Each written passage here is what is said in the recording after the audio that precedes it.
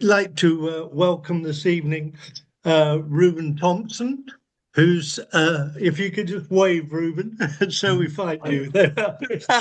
Thank you for confusing it, Jasper.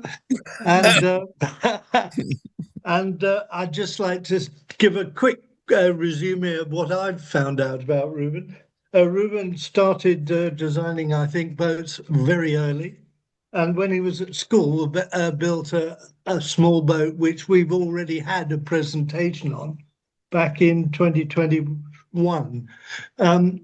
Reuben went through various bits of education, and I think he was taught by Jasper, by the sound of it, for some of his courses. And then he came to work up in Ipswich, which is where I am. I'm in Martlesham Heath, about 5 miles east of Ipswich. And he worked for Spirit Yachts, which is a very prestigious boat builder locally. And after that, he designed and built the yacht we're going to hear about, which he sailed anti-clockwise around the UK. And then out through Shetland straight over to Norway.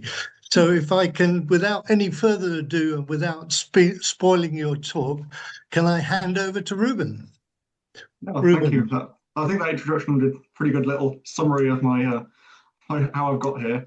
But yeah, I've done a lot of boat building and sort of slid sideways into design from the boat building side of it. But I've always had the interest in the design side of it, and I think I first found out about the Amateur Yacht Research Society when I built that very first boat back in 2013 or 20, even earlier than that. The little crazy little boat that was 7 foot long, but it used the rig from a Laser 2, which is a 14-foot boat. So it was a bit of a crazy little thing, and I've always enjoyed that kind of experimentation. So this boat is kind of a continuation of that. So I'll see if I can share my screen with my photos, etc. If I can work out how to do that, I feel very inept. Oh, there we go. Share.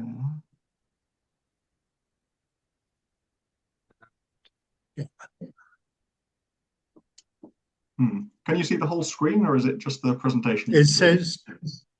Yes, we can see your PowerPoint with the slides down one side and the cruising dinghy Fandango in the middle. If you hit slideshow at the top. There we go. That's it. Yep. Oh, there we go. Oof. Back one. Okay. Brilliant. There we go. Yeah, we're a goer. Yeah, so what I'm sort of planning to cover this evening, because this, rather than doing just the dinghy cruising side of it, I want to more focus. Oh, my cat's just sat on the keyboard. Sorry. And so, because this, rather than the dinghy cruising side, I'm going to more focus on the design and the methodology behind the boat and some of the more unusual features. So I'm just going to start off the overall design philosophy of why this type of boat and why not one of the more generic ones, and to go through how this boat came to be, because it wasn't just a straight design it and then build it. It's gone through a few iterations. I'll touch on how the tenting and sleeping arrangement goes, because I think it's a little bit different from some that have been around. And then I think the thing that possibly a lot of you will be really interested in is what I've discovered about sailing this boat quite a bit faster than the hull shape would suggest it should go. And then the rudder appendages kind of tie into that, of one of the reasons that it's able to go a little bit beyond the normal. So some of you might have seen some of the videos I put out from my trip. The most popular is the dinghy for the North Sea, which gives a more general overview. So if you want to know a bit more about the cruising side of it, go and watch that at some point. It's somehow got 68,000 views, which I never expected when I just uploaded a little video. But yeah, you can see there's a couple of others if you want to see my trip. There were some quite exciting parts to it. I didn't manage to get many of the most exciting bits on camera, but there's still some quite good footage from the trip. So this is actually how the boat began. So back in 2013, I went to the Boat Building Academy in Lyme Regis, And while I was on that course, I built this design, which is this by a Canadian designer, I believe, called Don Carilco. It's called Alaska, and it's sort of ketch lug rig. And it's got a really interesting system where you can put the masts in different mast steps and move them around instead of, well, as an additional to reefing, you can really adapt the rig. And I really did enjoy this boat. It was much faster than it looked, and actually handled much more weather than you'd expect. But she is quite narrow, not quite light displacement. And what you can see from these photos, this was actually the day she was launched, that right from the very beginning, she had quite a tough life. And I sailed it around for 3 or 4 years in this kind of trim. I did up to 2 weeks on board, sailing along the south coast. I was based in Falmouth at the time. So I really pushed it quite a bit and got to know it quite well. And I really enjoyed that she was faster than you expected. I managed to get her up to about 10 knots was the most I managed, which really surprised me and made me think that the hull form really could do a bit more than it was expected to. But there were a few things I didn't like about it. First was that the mizzen got in the way when you're in sort of full rig mode. The mizzen was in the middle of the boat. It was just a faff to move around it, because being such a narrow boat, going around the side of the mast, you're tipping all over the place. So I thought that was something I didn't want to carry on with. And the oars were in the way, which I think is something that most cruising dinghies that I've experienced suffer from. The oars are just in the middle of the boat. You sit on them, you've got to tie them down, and they're just a faff. So that was another thing I wasn't a fan of. And then the tent situation wasn't ideal, because in the original plans, the idea was that you strung a line between the two masts and threw a tarpaulin over it, and that was your tent. And I did try that, but it was never really successful. So on the trips that I did, I sometimes ended up just curling up under a tarpaulin rather than actually getting a good night's sleep. So I knew that I definitely needed to make some changes.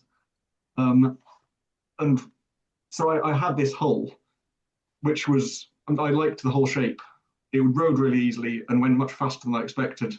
So I wanted to carry on with it. And in that vein, I started thinking about what I wanted out of a longer term dinghy for myself. So I kind of sat down and thought, what are the things I want out of a boat? And I kind of came up with a bit of philosophy. So I think I probably need to explain some of these. That first, that speed is a safety factor for cruising. And personally, I think that's something that's often overlooked. People think, oh, it's if you want to be safe out in weather, you want a sort of solid, stable boat that can take a battering. But I kind of take the approach that if you're sensible, and that's probably the key thing, and you kind of recognise the limits of your vessel, speed is really a really good safety factor, that you can do the passage in a much shorter time, so the weather forecast doesn't have time to deteriorate away from what you think it's going to be. And so a slower boat might take 5 hours and I'll be done in 2, and I'll be snuggled up safely in harbour, while the supposedly safer boat is still out there battling bad weather. And for the trip that I did when I crossed the North Sea, that was especially sort of prescient, because it's 165 nautical miles. And last summer, the weather windows, actually, sorry, no, summer before, the weather windows were pretty small. So I really had about 2 days of clear weather in the forecast when I set off. And it closed down a lot quicker than that. So I only just made it into Norway before the weather hit. And there was actually a replica Viking ship that set off from the Faroe Islands in the same weather window, and they didn't make it in time. And unfortunately, one of them, their crew, got killed because their boat capsized as they got to the Norwegian coast. So I think that kind of highlights that you need to get out the weather is a safety factor. And in the same kind of vein, being able to surf a wave is much better than being hit by them. And having a boat that's a bit more agile, that you can avoid the waves and you've got the speed to choose your path through the waves, for me, is much more preferable than just being a sitting duck as waves come and batter you. But then even with that, I think if you're going to sail a dinghy, for a long distance cruise, you are going to capsize at some point. So you need to be able to recover it by yourself in not ideal conditions with big waves and all that kind of thing. So even though you've got a light boat and you're trying to avoid being hit, you will get hit at some point. So you have to be able to recover. And also that engines are a bit of a thing that I just don't trust. They're probably getting a lot better. And especially with some of the electric outboards are probably worth a look. But if I'd had an outboard on the back of the boat and capsized, you're probably in a bit of trouble and it's not going to be there when you need it. So I'd far rather prefer to just stick to my oars. At least I know exactly what I've got left in the tank, as it were. And so with these kind of major aims, kind of wheel down for a couple of more minor aims that I wanted to get out of the boat. So because I was based in Falmouth at the time, and the West Country estuaries, you kind of spend a lot of your time beating upwind, tacking up a narrow channel. So the lug rig of the Alaska was, lug rigs are pretty good upwind, but I don't think the ketch rig is as close winded as other rigs. And also because the main sheets, you had to switch from one side to the other, so that was a bit of a faff going up the narrow estuaries. So I wanted that to improve a bit. And as I already said, the tent wasn't ideal, so I wanted to think about it right from the start. Have coamings that I could attach it to, and then mizzen out of the way, not in the middle of the boat. And even though the rig was quite versatile, it still involved taking masts down to move the rig around. Which, if you needed to reef, you probably weren't wanting to take a mast down out at sea. So I didn't want to be doing that. And then side decks kind of came with the coaming for the tent, but I wanted a wider side deck so I could attach the tent to, but also sitting on a 2-inch wide gunnel all day isn't ideal. So a more comfortable side deck was definitely on the list. And then, oar storage, integrated tent, got there as well. So once with that in mind, I sort of started sketching up a few things. So I think this was about 2018. I started playing around with these sketches. Just a rough idea, and you can probably see this is not actually far off what I've ended up with. The only sort of minor changes are originally I'd thought of having a main sheet track across the middle of the cockpit, but just once I've started working out the sort of specifics, it just didn't work out like that. So I ended up with the main sheet track on the back end of the coaming, and then I thought there was room for a bilge sump in the middle of the boat, but there wasn't. But in general terms, that initial sketch ended up coming through to the end, and I did end up putting down a bit more of a formal plan before I started. So this is where I actually nailed down and worked out that I couldn't have a main sheet track in the middle of the cockpit. And you can probably see that I've got a lines plan there, and that isn't the lines plan of Alaska. That is an adaptation of a Whitehall hull, which is what this is, but tortured a bit. So it was what I reckoned I could get out of the Alaska hull by ramming in some bulkheads. Emptying everything out of the hull, ramming in some bulkheads and distorting the hull to what I wanted. So I've done some tests since, and that's the sort of hull form that I've based it on, but I'm not entirely sure that that's exactly the hull form, but it's the general shape of it is what you see there. We'll get a bit more into that a bit later. And did a 3D model of it. This was while I was in my first couple of years of uni. I didn't particularly know how to use modeling software very well at that point, but it worked really well for visualizing it and working out some of the kinks that you find quite hard to spot when you're just doing it in 2D. So I am now a full convert to 3D CAD, and I'm forced to use it every day at work. So it's the modern way to do it. So I set to ripping out the interior of the boat in a very, very small garage. The garage wasn't wide enough for me to walk down both sides of the boat. So for the entirety of the build, I could only access the starboard side. So that I know because I know exactly what to look for, I can see some asymmetricities which have come from this, but most people will never notice, especially once you're out on water and it's bobbing around. It wasn't ideal, and also the length of the garage. This is an 18-foot boat, and it was an 18-foot garage. So when I shut the door, it bent the front of the garage out. So it wasn't ideal, but it was all I had at the time. So yeah, I set to it, ripped all the bulkheads out, tortured in some new ones, built up the shear a little bit to get a bit more freeboard, because I splayed the hull out a bit to get a flatter midsection. And that What's the hull made of? What was the hull made of?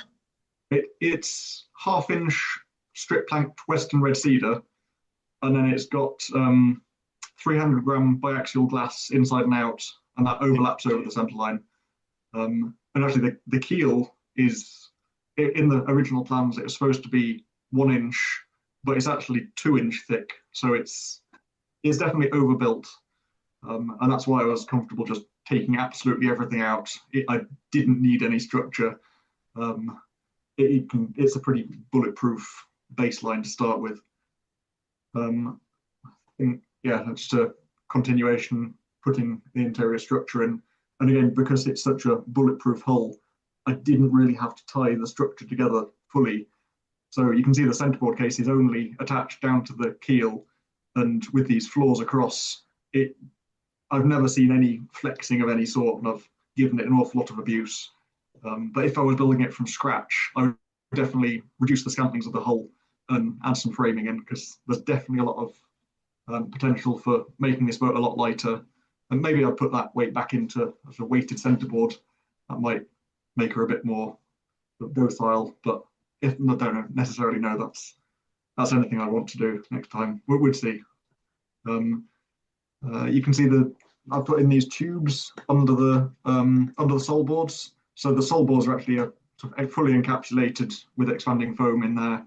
So she's pretty safe, with a lot of, even if she completely flooded and all the compartments were holed, she'd still float fairly well.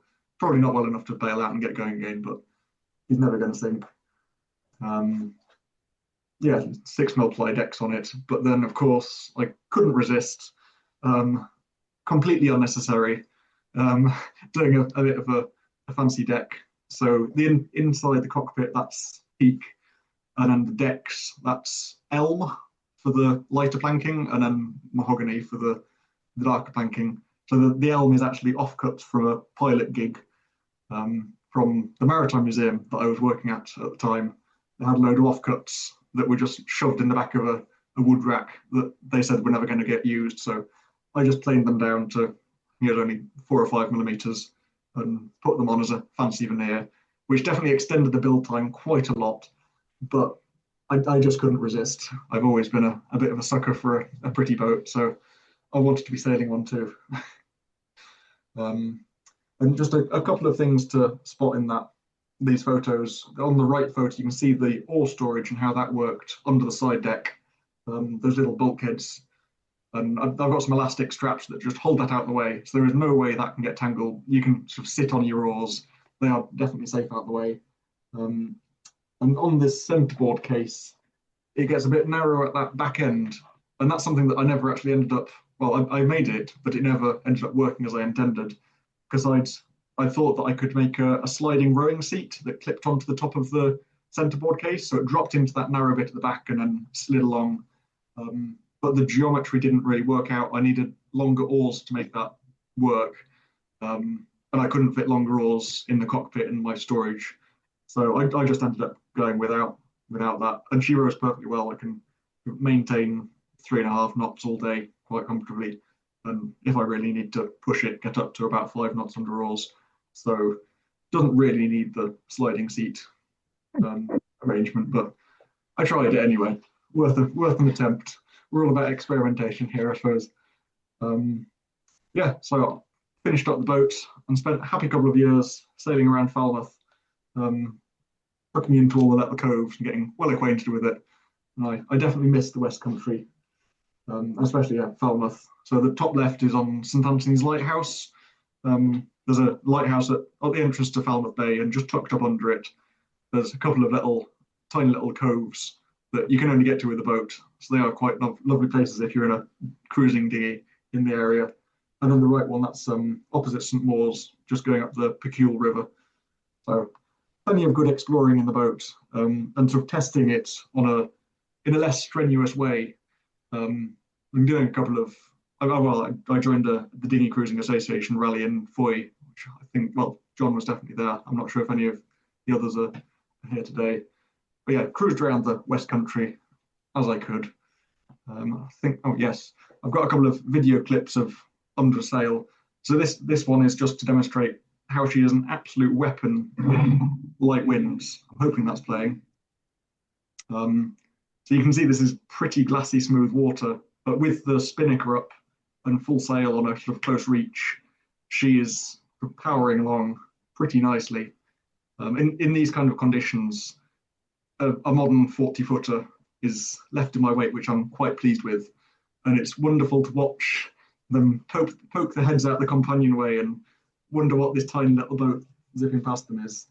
And in this clip, this is actually with the cruising sails on and with all the gear of cruising on board. So there's definitely potential to go a bit faster than this if you're not weighed down and you've got the full sails on rather than the smaller ones that I'm using here. I think this was during my trip. This was Lyme Bay, heading from Lyme Regis to Dartmouth, I think this was. It was a nice day of sailing once the wind arrived, but I did spend a lot of time farmed that day. Right. And this is in a sort of slightly different sailing mode. This was on a day with a little bit more wind and just enjoying sailing the challenge of sailing with the spinnaker up and from the trapeze.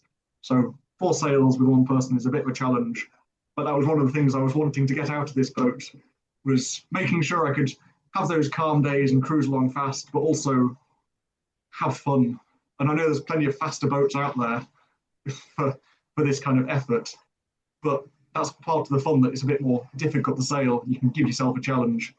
And sailing around Falmouth could be a bit tricky with the spinnaker and doing a bag launch, because it's a bit more difficult to drop a spinnaker into a bag than to sail along with it.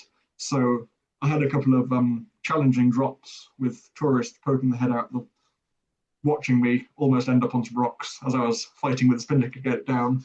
But it was a lovely challenge, and I'm glad I did that.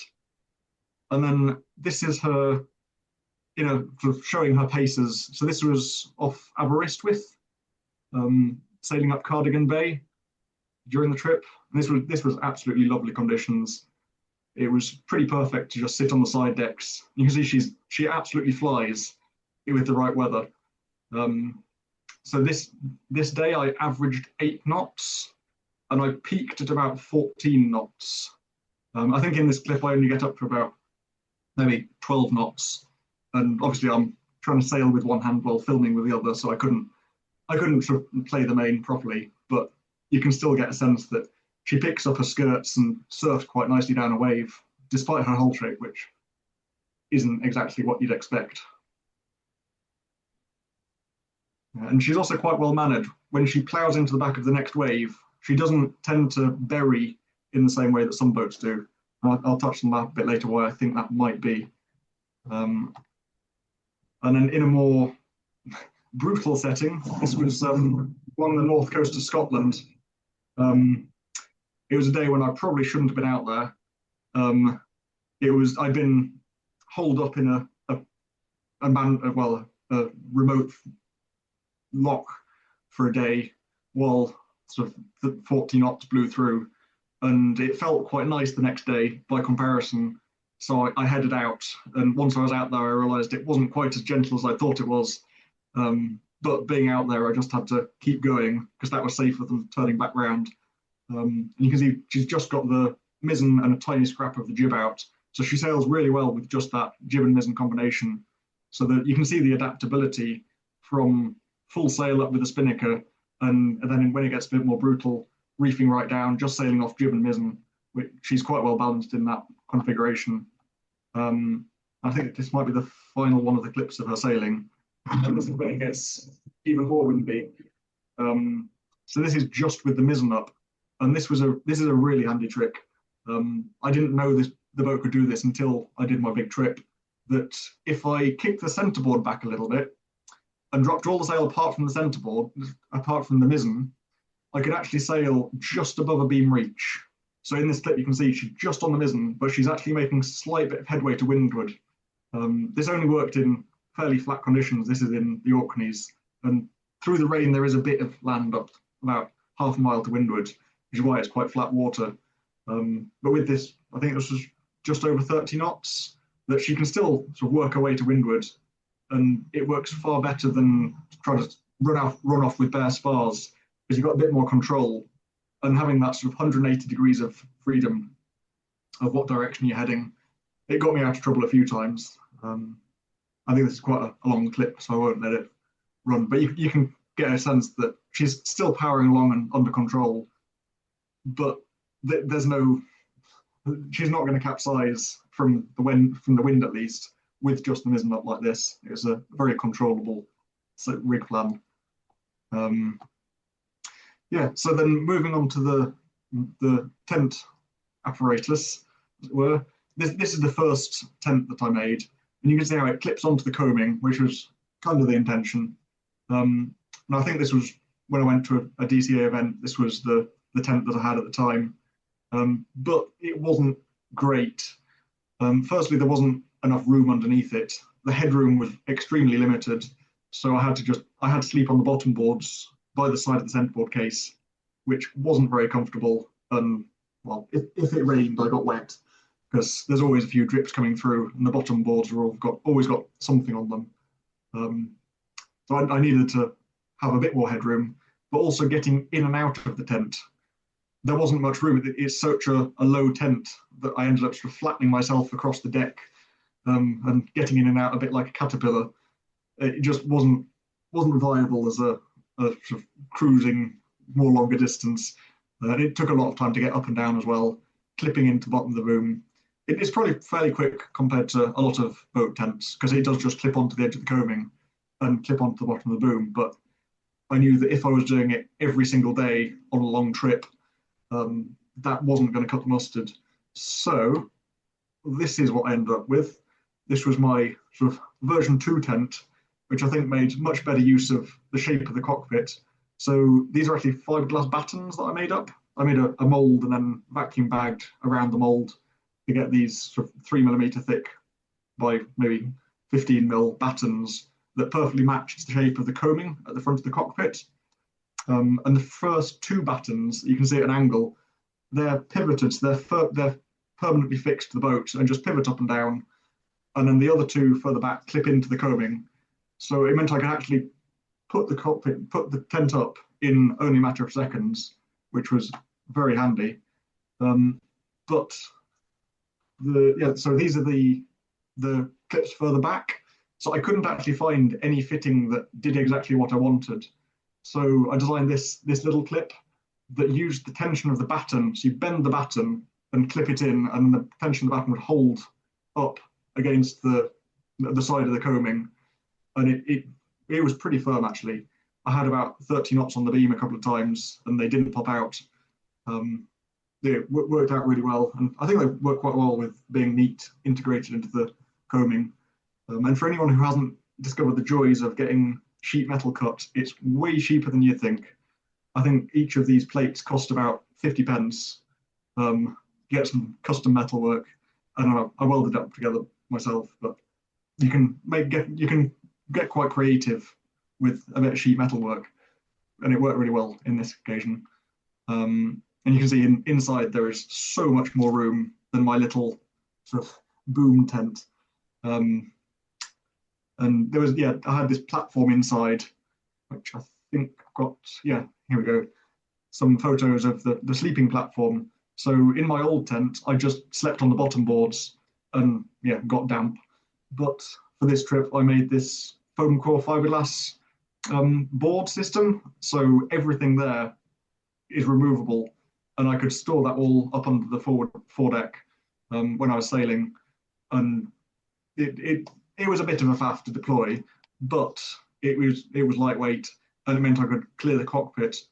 And I originally intended to take everything out every night, every day, but I ended up finding that the sort of forward thwart was actually really handy, which I suppose most cruising dinghies generally have a thwart anyway, for sitting on for rowing. But I just found it far more useful to leave it open, and it meant I had less to stow away every evening. It worked really well. I could shovel the gear and wet sails underneath the platform every day. Every evening. And I suppose also here you can see how the tent really neatly just ties down around that front edge. All of those battens matching that curve meant it was just really neat, and just held down with a few pieces of elastic. So yeah, as I said, you could just unclip the elastic, hook it into the couple of slots in the coaming, and within 30 seconds you could be out of the rain, which was a big relief at the end of a long, hard day of sailing. And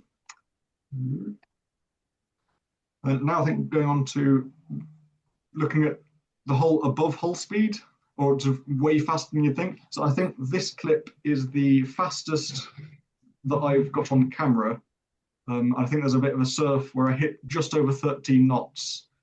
So this was in the North Sea, sort of in the morning. I'd sailed through the night, and so I was about 50 miles off the Norwegian coast.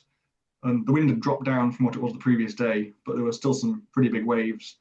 I think it's just here it starts to surf that felt incredibly fast when after a whole night's sleep deprivation. So yeah, just over 13 knots, absolutely powering down a wave.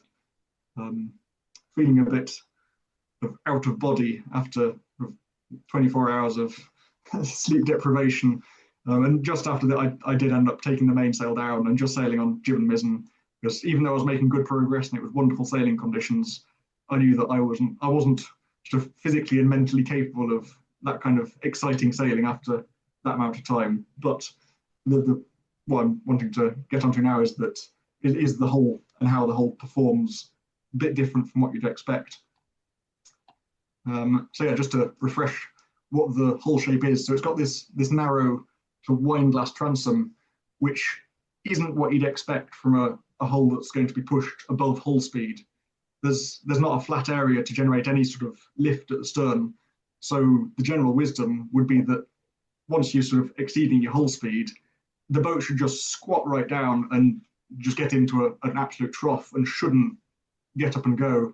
Of course, hull speed's not as sort of, it's not such a hard line as it's often portrayed as. There's other factors like long and thin, your length displacement ratio, that allows you to push through in the same way that your multi-hulls aren't planing, but their slenderness and their length displacement ratio allows them to push through the hull speed barrier that more heavily built boats have. But yeah, this isn't your traditional hull of a multi-hull or of a planing craft. So it's not exactly what you'd expect to get up and go. So this is just a clip from some model testing I did. This was actually as part of the degree. I started off model testing, and I've done a fair bit since as well.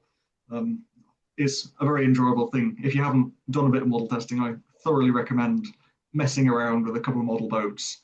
I enjoyed it when I was younger, and I probably enjoy it even more now that I understand a bit more.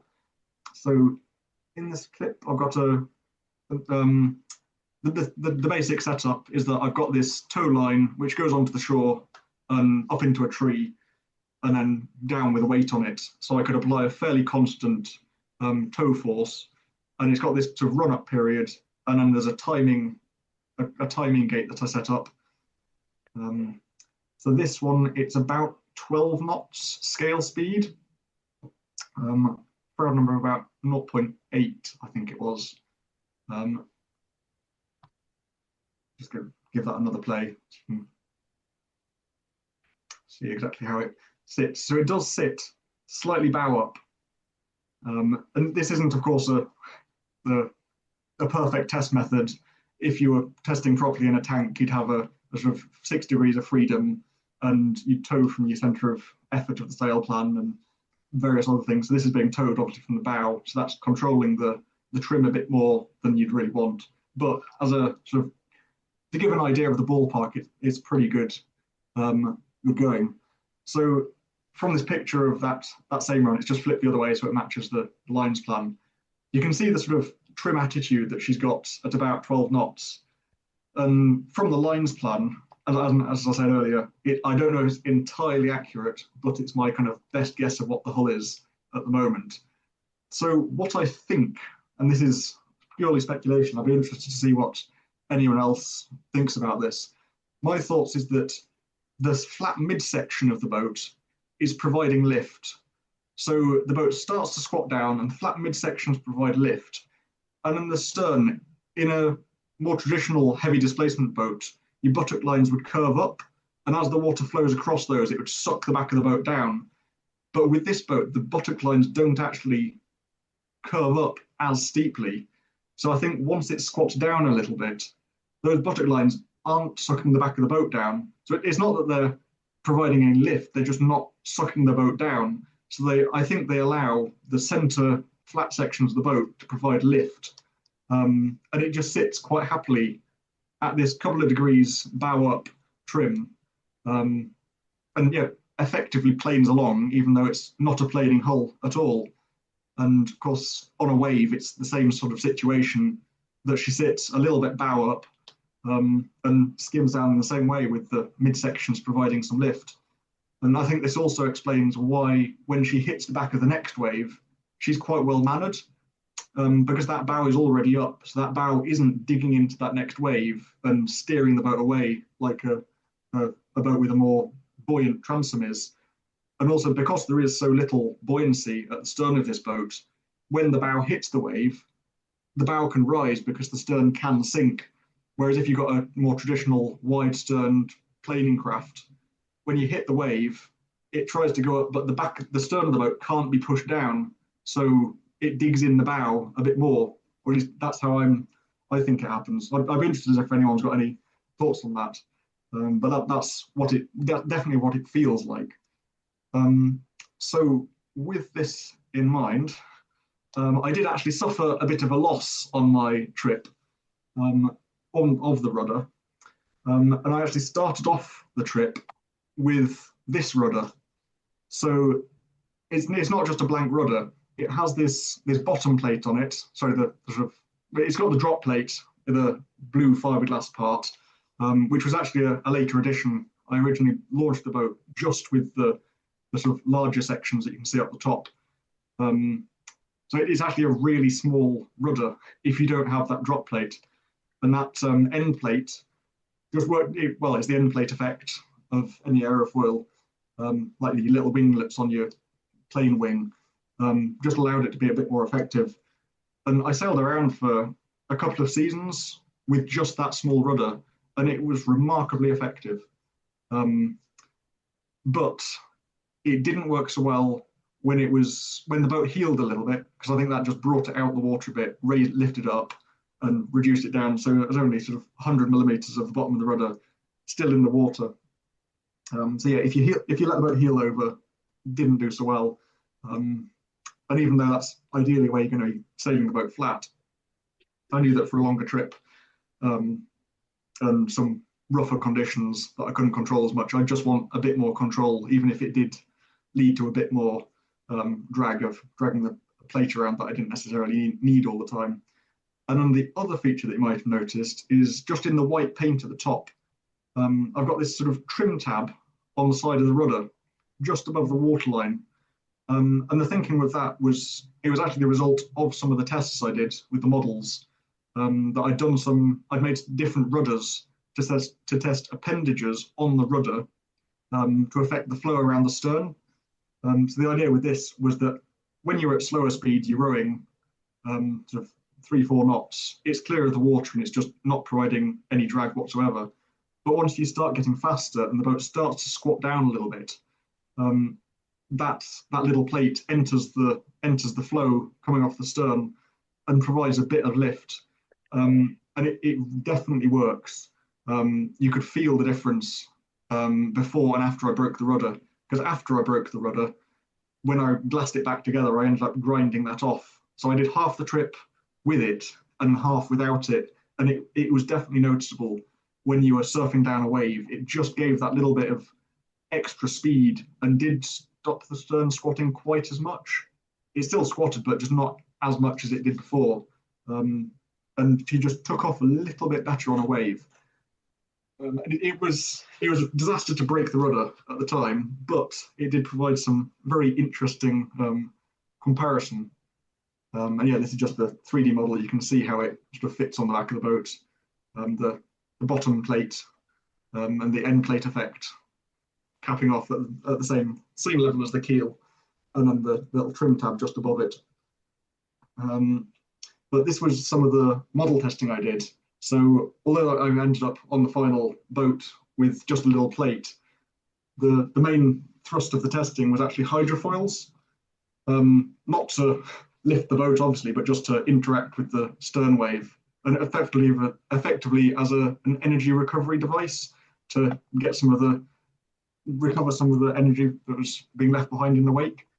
So this is the exact same clip as before, just as a quick refresher. So this is the bare hull with nothing on the rudder, doing about 12 knots. So yeah, as you saw before, squats down a bit, but still sort of skims along fairly nicely. And then for comparison, I think this is the next one. It's hard to tell. I think this is the next one where there is a hydrofoil on the rudder. I think this is a different clip, it's hard to tell.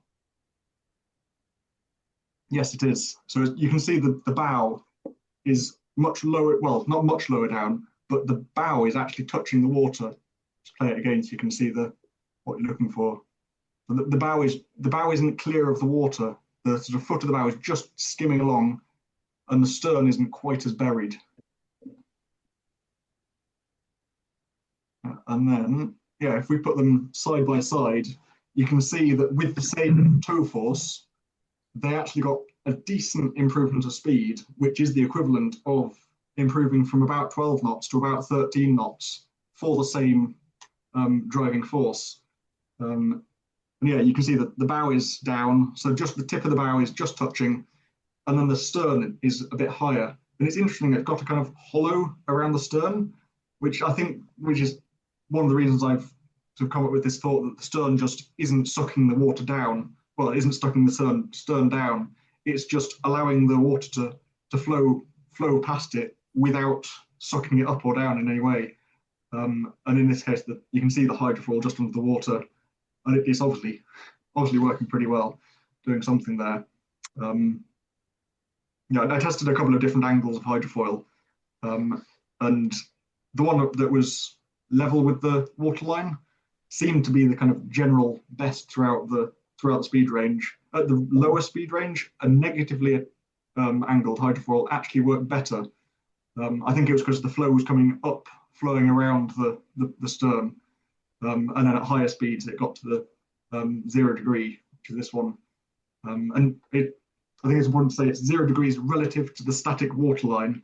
That's not necessarily the angle of attack, because as soon as the boat starts trimming up and down, the flow is not going to be going straight across the hydrofoil. So I don't actually know what the angle of attack is, but that 0 degrees is just relative to the static waterline. So it obviously made quite a good difference. And then from these photos as well, these are the same two runs, but from a different angle. And these really show what happens to the wake behind the boat when you just stop that little bit of squat and you just lift that stern. So if you look from all the way to the right-hand side of the photos, you can see that the one where the boat's squatting with no appendage, it creates a much bigger wave, a long way behind the boat, compared to the one where you got the foil just holding that stern up. And even though if you look at the boat itself, the bow wave, it looks a lot bigger with the hydrofoil. But I think that's just spray that's being kicked up. So it's not a sort of mass of water that's being moved. It looks fussy, but the big mass of water that's being moved in the wake is actually what's making the difference, and yet making a significant difference in this case. So yeah, that's why I ended up with this arrangement, that I did consider going for the whole full hydrofoil, but I knew that I was going to be doing many miles with this boat, and massive appendages hanging off the rudder probably weren't the best for catching weed, or just structurally wasn't great. So I did at the same time test plates on top of the rudder like this, and I found that they did actually help. Not as much as the hydrofoil, obviously, but they were better than just having a blank rudder when you were pushing above the hull speed. And then when you were below the hull speed and just at rowing speeds, obviously this one is out the water, so it was better for rowing speeds. So overall, for a cruising boat, this is actually a pretty good setup, I think. At least it worked pretty well. And I do intend to remake the rudder a bit better, which is where future developments. That I've got a lot more testing planned, and I did try some testing last year while I was in between moving house and many other things, but I never got great results last year. So I want to rerun the test this year. So this is with a bit of a development of my thinking previously. So my previous testing had focused on hydrofoils because I knew that, well, I suspected they'd be more effective, and then I just thrown in the flat plate just as out of interest. But now I'm wanting to look at what's actually good for using on a cruising dinghy. So I'm trying to develop the plate a bit further. So rather than just having a flat plate, I'm trying to design a plate that more matches the flow coming off around the stern. So I've sort of taken videos off the back of the boat to see how the shape of the wake as it comes out. And then tried to mimic it a little bit, but with a little bit of an angle of attack on the hydrofoils relative to that flow. So I want to compare this to just a flat plate and see if I can end up with a robust flat plate compared to a hydrofoil, but a bit more efficient than just the flat plate. So this one's got a little bit of twist to it, and it's got a bit of curve to try and get a bit more lift out of it, a bit more efficiency. And this is also a boat that I'm planning to build. I was planning to build it this summer, but I think house renovations might push that back to next winter. So this isn't exactly the same hull, but it's still with the same concept in mind of testing of a light, long, thin hull, and using a stern hydrofoil to try and get efficiencies out of a really low-powered motor. So that the one shown there is a 500-watt electric outboard, which is the kind of thing that I'm wanting to get to test this. And I'm envisaging that's what will eventually power this, but I want to do some more testing with stern hydrofoil concepts. And also with this boat, you can't see it in this, but I am building a gyroscopic stabilizer built from a car disc brake, which is designed to fit inside one of the thwarts. So that's another little fun project that will hopefully happen next winter, but we'll see. I've already started on the gyroscope over this winter, but I've got other things that I've been distracted by. And yeah, this is just a short clip of the testing I did last summer while I was living in Tromsø, up inside the Arctic Circle. And on this specific day, I'd gone, not the specific day, but for this sort of round of testing, the tide had been perfect for testing at midday, but there was a little bit too much wind, so I went back at midnight, and of course it was still sunny because it's up inside the Arctic Circle. And at midnight there was no wind, so I got more testing. It was extremely pretty scenery and very distracting, but it wasn't ideal place to do it. I couldn't find a tree that was close enough to the edge of the water. But I did a little bit of testing. I've still got the same model, so I've got, yeah, I can carry on with that next year. Well, sorry, this year I've got a pretty good place to do that. This is actually where Fandango is now kept. There's my in-laws have a boathouse just off to the right on this jetty, and this area of the fjord is usually glassy calm like this because it's about 10 miles inland and it just opens up like this behind a range of mountains, and you get a lot of glassy calm days. So perfect place for doing some tests. But then just to the left out of the view of this picture, the fjord goes between a sort of couple of high mountains, and there's a narrow fjord out to sea about 10 miles, but there's always wind in there. So this is my cruising grounds now, and just outside to sea there are literally thousands of islands, which are going to be my sort of exploration task for the next 50 years, is my plan.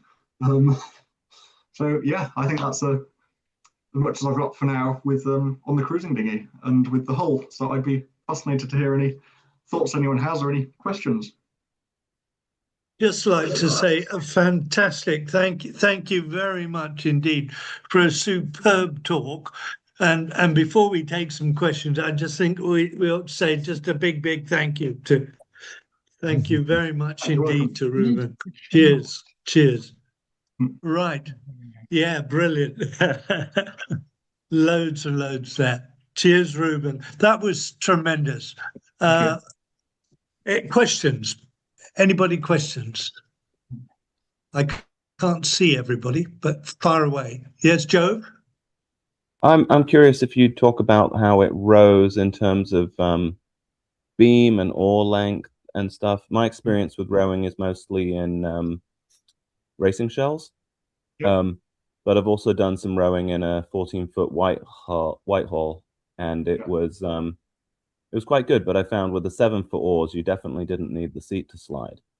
No, yeah, well, that's what I found as well. So the beam is 4'6", and the oars are about 8 foot. I think maybe they're 8'1", and I found that perfect if I didn't have cruising gear on board. But with cruising gear on board and sort of rowing into a headwind or some sort of short chop, it was just a bit too much. So I would have gone down in oar length, just maybe just below 8 foot, I think would be perfect, if for a heavily laden dinghy. But on a glassy, calm day like this, those oars were absolutely perfect, and she really just glide along. And the weight of all the cruising gear is actually quite nice on a day like that. Yeah, so I did a couple of days of long rowing on the trip, where I covered about 20 miles and draws in a day. And to do that, I'd sort of row. I'd work on averaging 3 knots. So I'd row at 3.5 knots, and then every now and then I'd take a break, have a drink of water, or whatever, which meant I averaged about 3 knots, which I could keep up most of the day, but not 2 days in a row. I had a couple of long days trying to get to the next harbour doing that. Yeah, and then at an absolute sprint, could get up to about 5 knots if I really needed to push it. But that, yeah, definitely wasn't a sustainable pace. Yeah, so hopefully that answers. Yeah, that's great. Thank you. Just turn off the sharing so that I can see everybody on the screen. If that, thank you very much. And again, yeah, lovely. Can I ask a question, Reuben? Fire Yeah. away. Do you come from a sort of dinghy racing background? Your terminology you used was kind of more down dinghy racing than dinghy cruising. There are dinghy cruisers in front of me, so I the techniques are different. Yeah, so my family doesn't actually sail at all. And I started sail. I always knew I wanted to sail. But when I was old enough to join a sailing club was when I was about 10. And at that point I was living in Gloucestershire. So I actually, the sailing club that I joined was on a gravel pit. It was Frampton-on-Severn, lovely little sailing club. And it was actually a bit of a blessing that I wasn't living on the coast, because my parents, not knowing anything, they could just shove me out in the dinghy. And the worst that would happen is that I'd land up on the opposite shore and they could just walk round and take me back to the changing room so I could thaw out a little bit. But yeah, on a small lake, there's not a huge amount of cruising to be done. So yeah, I did do a lot of racing. I kind of lived at the sailing club for a lot of my youth. And we did the Wednesday evening races and the Sunday races all the way through the year. So yeah, dinghy racing is where I started out. Yeah, still enjoy it. Brilliant. I must compliment you on your talk, because I would have a question and you would answer it straight away just from your pictures. You clearly knew what people were thinking when they saw your pictures. So it was a brilliant presentation. Thank you. Thank you. Thank you. Anybody else? I can see we have got a tremendous turnout here for 40 people. It's really good for us. Thank you. You hear me? Yes, I can, Theo. Can you explain me your timing trap? Because I did a kind of thing like you did with the string pulling a model, but I never got the time measurement very well. Yes, the way that I managed to get the timing is I actually filmed it. So I didn't have any stopwatch at the time. I would film it so I'd be in line with the first set of gates, and I had a string line along at the finish line. So I could see exactly when it passed the first one, and then I could use the camera to see when it hit the end. And then using the video, I could pick the exact frame that it passed each end. So I didn't have to rely on any sort of human reaction time with the stopwatch. That actually worked out really well for getting accuracy. Great, thanks. Yes. Anybody else? Any? I can't see. Far away. What's the empty weight? I think it's about 200 kilograms. So she's fairly hefty, I think. I could definitely get the weight down a lot. So you don't actually drag the boat up on a beach? I have done, yes. I carried a couple of inflatable rollers. Right. It's a bit of a faff, but I have done it a few times. And I did it I used it to get out ahead of the tide a couple of times. There was one time I was in St. Ives Harbour, which is it dries out at low tide, and I wanted to get out to get sailing, so I dug a trench under the boat to put the inflatable rollers in and rolled it down the beach. So it can be done, but it's not ideal. Yeah. But thank you. You were talking about Reuben. You were talking about the build. Did you ever think about doing a catamaran to make it super, faster? Yes, but it was because I had the hull at the time. I was kind of working with what I got, and another boat that I'm actually halfway through building. I built the AYRS because it's a trimaran. So I've built the side hulls in foam core fiberglass, and I've got all the frames for the main hull done. But I had to move country in the middle, so they are currently in my shed. But I've done the AYRS and the beams as well, like vacuum bagged in carbon, the beams. So I have got a 16-foot trimaran. And if anyone's familiar with the Paradox micro cruiser, yes, I guess you could imagine it's a mix of a Paradox and a trimaran. So it's a fully enclosed trimaran that you sit inside. Yeah. So we'll see when I get around to that. But yeah, the trimaran and multi-hulls is definitely something I'm looking at. And then actually the next boat that I will be launching this spring, I'm calling it my emergency sailing canoe, is a kind of trimaran canoe sort of thing, because I only live about 5 minutes bike ride from the beach here. So as soon as the snow has melted, I'm planning to have that boat finished so I can cycle down to the beach and launch after work when I have an emergency need to go sailing. so yeah, multi-hulls are definitely on my mind at the moment. Have you thought about having like a aerofoil in that, like a lifting foils on that? Because that's again an option. Yes, on the trimaran, on the AYRS, I have built in a sort of 45-degree daggerboard box in both of the hulls. It does have a centerboard in the middle hull, but I wanted those slots just for future experimentation. Planned ahead for trying something like that. Yeah. Excellent talk, Reuben. Really excellent. We're so impressed of what you've done. It's amazing.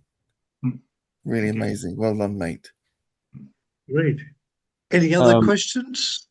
I got another one. Not really a question, but I'll have to say that that's a very well conceived and beautifully executed craft. I've really enjoyed it. It was a well done presentation. Thank you very much. Thank you, Skip. I really liked the bit of testing. I'm going to have to do something similar to that sometime. That looks like a lot of fun as well as informative. I was going to comment on the Western Red Cedar. Is that a popular core material over in the UK? Because here in Oregon, it's where it comes from, right? So I've got 4 fences around my house made of Western Red Cedar. It's the main popular outdoor material. But I guess it's probably more of a premium core wood that far from its native range. Yeah, it definitely is. But I think I think it's possibly the best wood core material for something like a strip plank. Yeah, I built a skin-on-frame kayak and I used it for all the longitudinals. But I developed a bit of an allergy to it, so I'd get 3 or 4 days of hay fever after every work session. So I'm probably going to choose a different. I've got some boards of Port Orford cedar I'm going to try next. Yeah, one of the things that I'm not so happy about with moving to Norway is that the timber supply chain isn't quite so good unless you want pine. If you want pine, there's plenty of it around, but not much else. So I'm having to get a bit more creative for next builds. How thick was the core in that hole? Yeah, I think it was 12 millimeters, which is a lot more than I think it needs to be.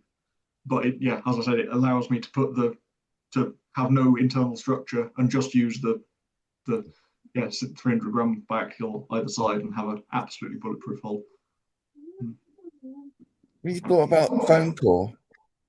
Yes, if I did it again, I'd go for foam core, I think. Yeah. And the trimaran that I've done the hulls of, that's in foam core. So, Yeah. Any other? Well, I'll just say I'd like to just say thank you very much again, Reuben, for a superb talk, and thank you again for everybody who joined to hear it.